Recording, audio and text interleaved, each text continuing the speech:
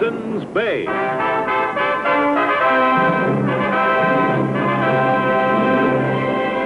The saga of the great Hudson's Bay Fur Company. And of the brave men who traveled the untrekked wilderness from Labrador to California, from Minnesota to Alaska. Starring Barry Nelson as Jonathan Banner, Hudson's Bay Man.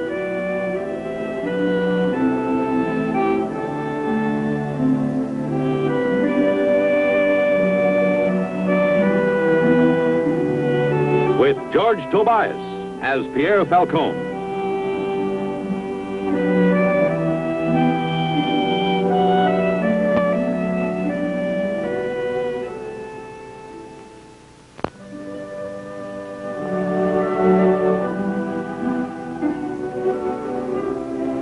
Dangers in the Northwest country came in a dozen ways.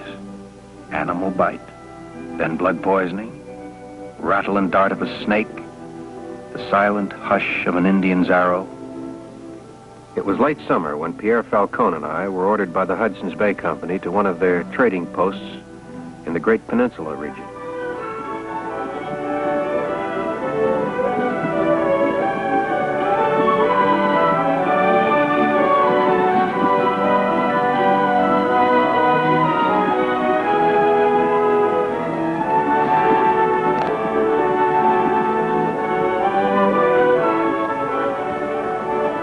A few miles to the southwest, something was happening which was to have a great effect on me.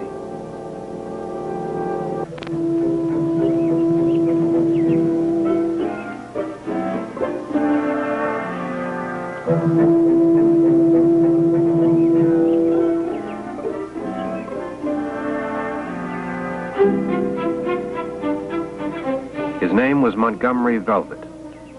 Dueling was his avocation. And men like myself, whose job it was to keep the peace, became his adversaries.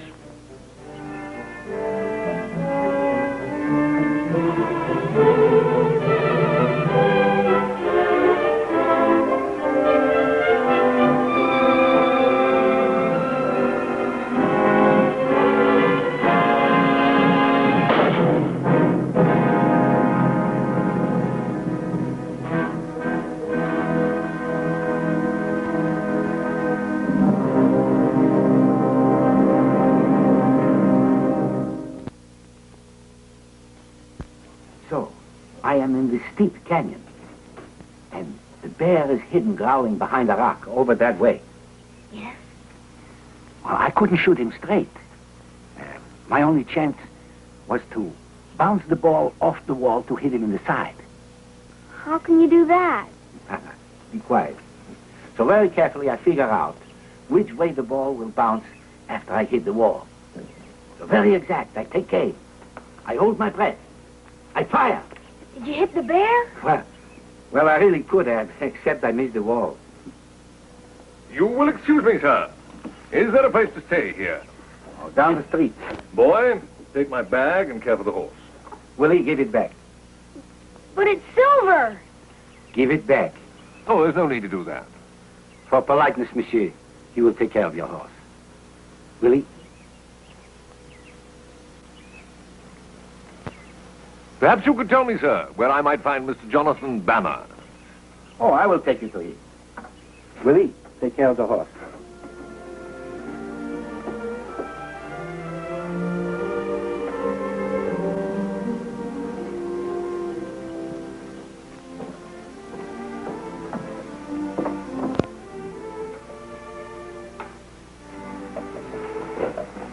Don't tell me you're still finding those horrible account books interesting. As a matter of fact, yes. Your father had a very good season. If you only knew how I was looking forward to your visit, and all you do is sit in here. Aren't there any other men on the post? I'm not interested in any of them. I don't know if you've noticed it, Joanna, but I'm getting older and fatter. Listen. Oh, you are. Well, that's very generous of you. When I proposed to you at 8 and again at 12, I didn't expect you to be serious. But I'm not a child anymore, Jonathan. I can see that. Well, then, Well, you know, my mind keeps going back to that time when you were 8. Oh, you were very cute then. I remember. You had just lost your baby teeth. Jonathan. Johnny, there's someone to see you. Mr. Jonathan Banner. Yes? Montgomery Velvet, at your service, sir. How do you do? May I present Miss Joanna Balfour? Your servant, Miss Balfour. Can I help you, Mr. Velvet? Not just at the moment, Mr. Banner. I just wanted to meet you first. Oh. Yes, I've heard quite a lot about you, Mr. Banner. And I must say, after such a long journey, I'm not very much impressed. You know, you have quite an ugly face, Mr. Banner. Oh. Well, they say I was a very pretty baby. Oh, we'll talk later. Now, if you'll excuse me, Miss Balfour.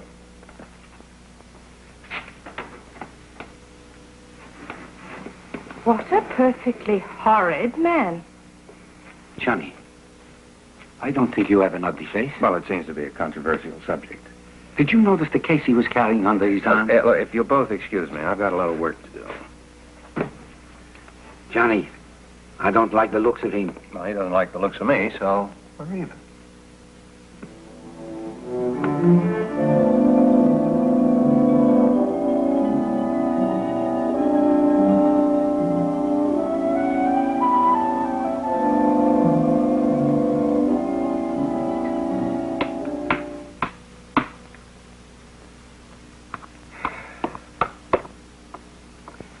Well, Factor, I think this is one of your best seasons. I'm not complaining. It's business all you men can talk about. Jonathan, have you seen what a beautiful night it is out there? No, I hadn't noticed. You wouldn't like to take a walk? Well, it's getting rather dark, aren't you afraid? I haven't been afraid since I was little. Don't you remember the night when you and Father took me for a walk through the woods without a lantern? Each noise we heard, you told me what it was. And ever since then, I'm not afraid. What a charming story. Come in, Mr. Velvet.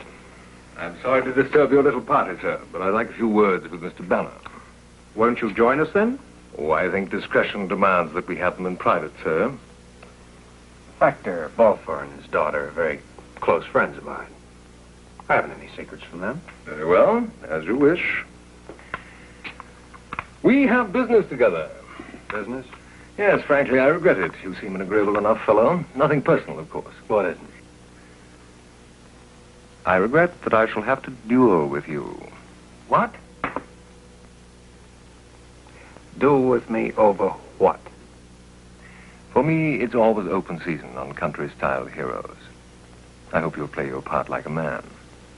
Mr. Velvet, I don't kill for sport. And as you credit, sir. Well, Mr. Banner, you have been challenged. I don't accept your challenge. Human life isn't some sort of toy you play with at games. Now, I suggest you get out of here before I get really mad. Of course, if you're vulgar enough to insist on fisticuffs, I've no doubt I can dispose of you in that way, too. But I am a gentleman, Mr. Banner, and I prefer pistols. I'm not going to play your game, and you're not going to provoke me into it. Very well. Tomorrow or the next day, I shall arrange it so that you have no choice. Nothing personal, you understand. Good evening, everybody. There's something strangely evil about that man. If it had been me, Jonathan, I'd have let him have it. I'll have him run off the post first thing in the It morning. isn't worth the trouble. Just forget about it. Johnny, you should have knocked him down. He just gotten up again. You could knock him down again. Oh, I think we've got a game. Jonathan, I don't like the look of him. Now, you won the last one, and I think I'm entitled to another chance.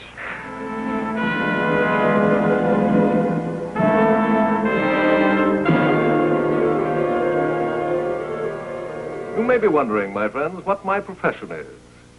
Well, I shall tell you. My profession, I measure men. You are Mr. Banner, for instance. I'm told he cuts a great figure here, so I'm obliged to measure him. Oh, I've no doubt he's done some great deeds for a country bumpkin. But he is a bumpkin, first and last. And I'm a gentleman, you see. There's a difference there. Ah, yonder he comes, radiant as a bridegroom. I believe you're late to work, Mr. Banner. Haven't you faded away yet?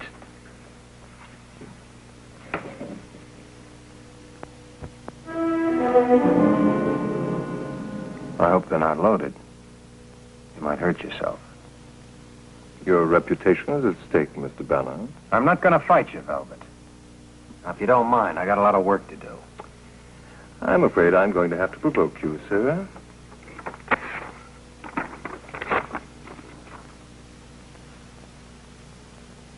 There's a lot of work in that. I thought so. Choose a weapon, sir.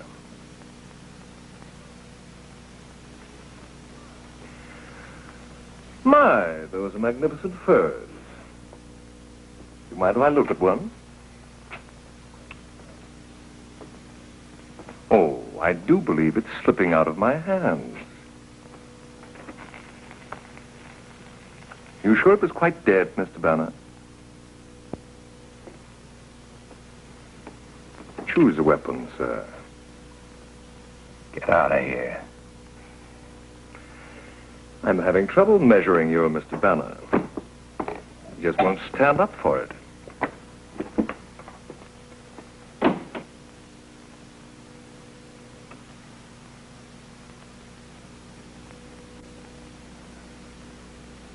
Well, haven't you got any work to do?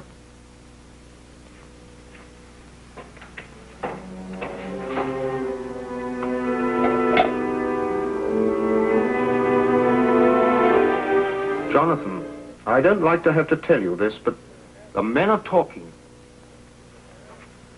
They think you're afraid of Velvet. What do you think? I don't know what to think, Jonathan.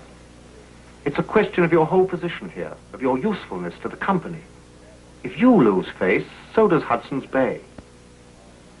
You want me to kill him? I didn't say that exactly. But you think that. You've killed before. Yes, in defense of life, not for pride. You have a name among us, Jonathan. The people expect certain things of you. What? Entertainment? A gunfight now and then to break up the dull season? Mr. Velvet is making a fool out of you. They expect you to have some self-respect. Self-respect, oh. Is that how you get it? You're not afraid of him, are you, Johnny? What do you think? Oh, I know you're not. But that's what some of the men are saying. And you, Factor. Are you one of those? I don't know. Well, guess there's nothing further to talk about. I came here to do a job. I guess I better get to it. Monsieur, do not judge my friend Johnny too harshly. He's not a man like you or me. I have seen him think twice about swatting a fly. And when he had to, I have seen him take on 5 men at once.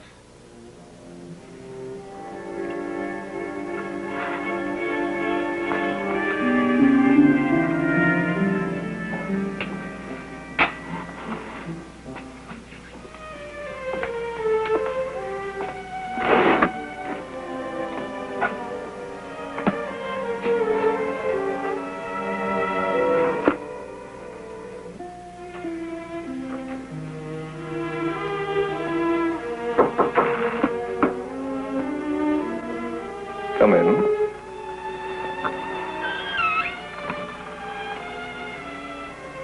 Come in, my dear. I'm so glad you could come. I wasn't sure that you got my message. What is it you want? Would you prefer sherry or port? I don't make a habit of coming to gentlemen's rooms, so if you could tell me what was so important. I hope you don't mind if I indulge. Your Mr. Banner is a pretty poor sort of hero. I don't have much appetite for killing that kind of coward. Perhaps he will kill you. Oh, haven't you heard about me? Yes. I've heard the men talking.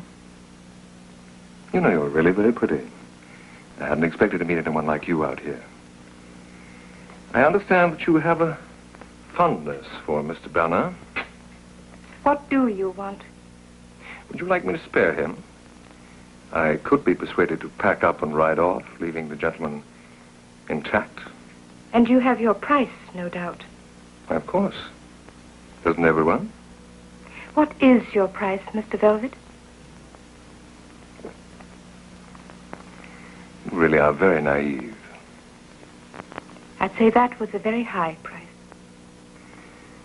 That depends how much you think of Mr. Banner. I should slap your face. To be perfectly honest, it wouldn't be the first time. Well, I'll expect your decision within the hour. Montreal is very lovely at this time of year. I think you'd enjoy it. Don't be too sure of yourself.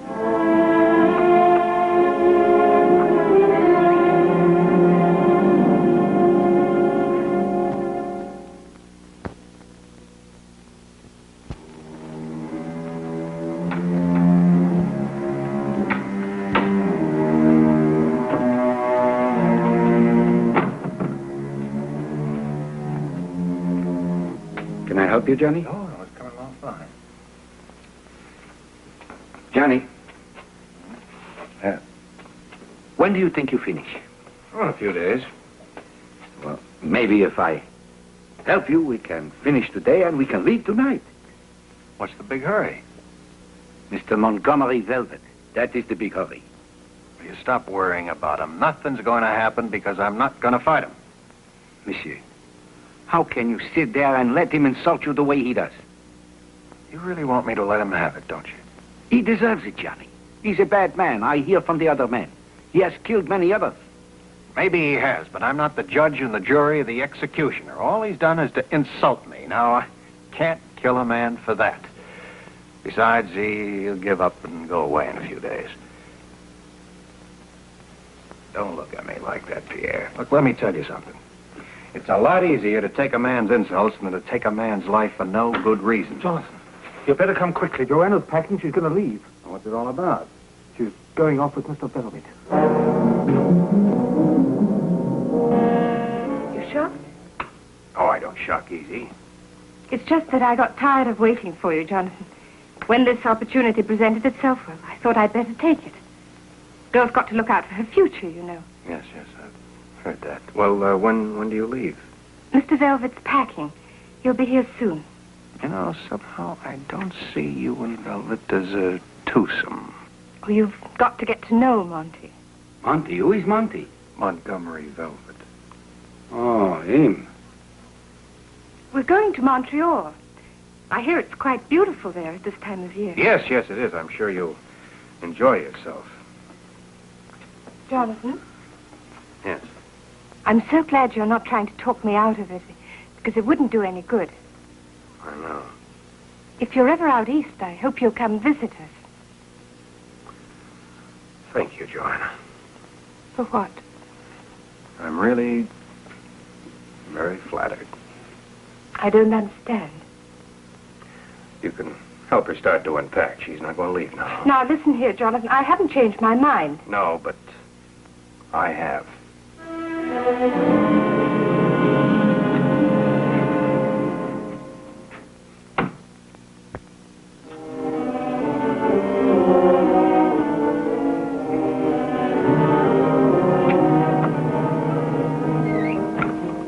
Pardon my not knocking.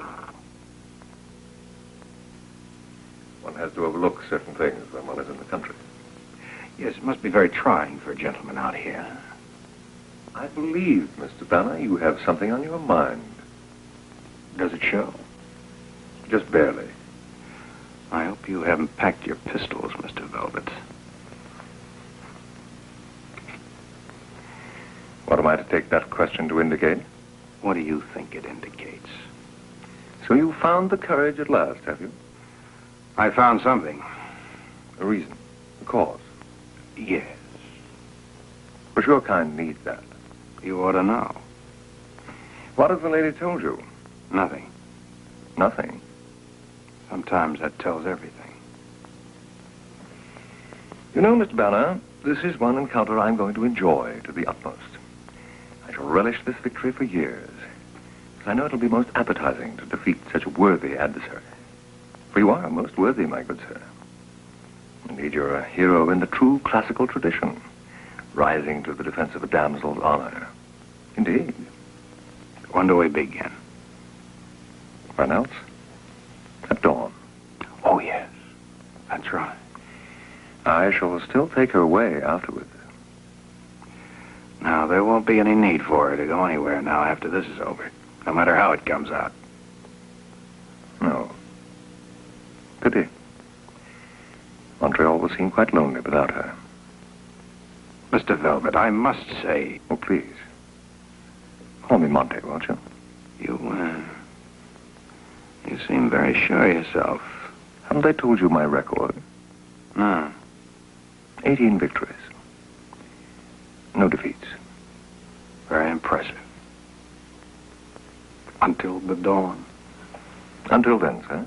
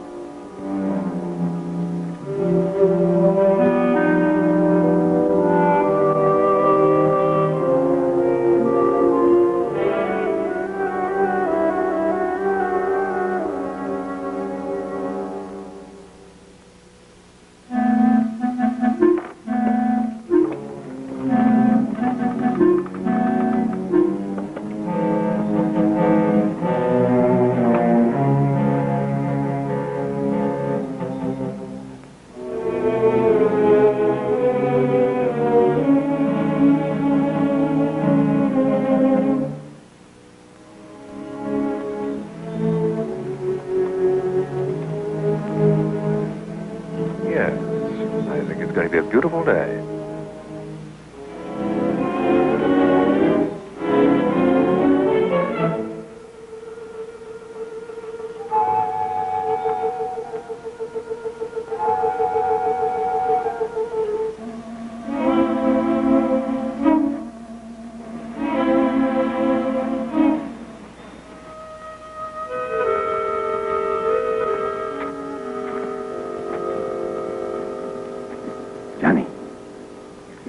To hide in the bushes and shoot him in the back. Well, Mr. Banner, shall we begin?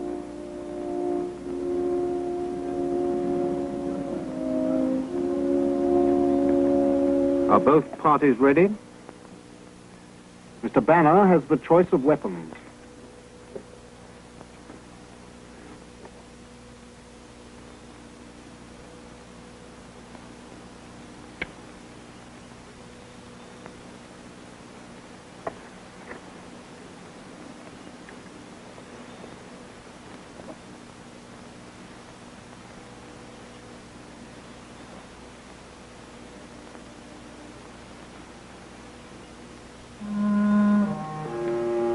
One, 2, 3, 4, 5.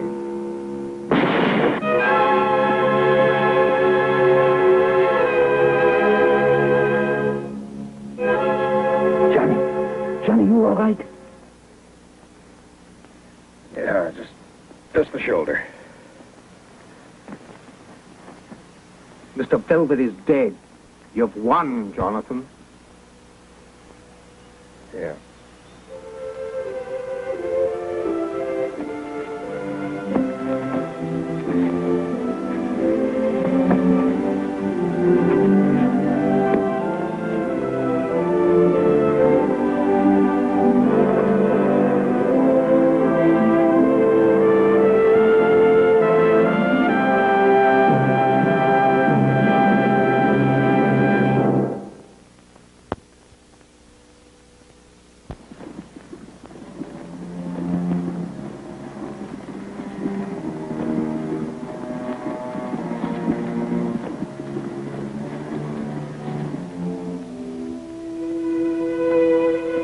We buried Montgomery Velvet and started back to Guyana.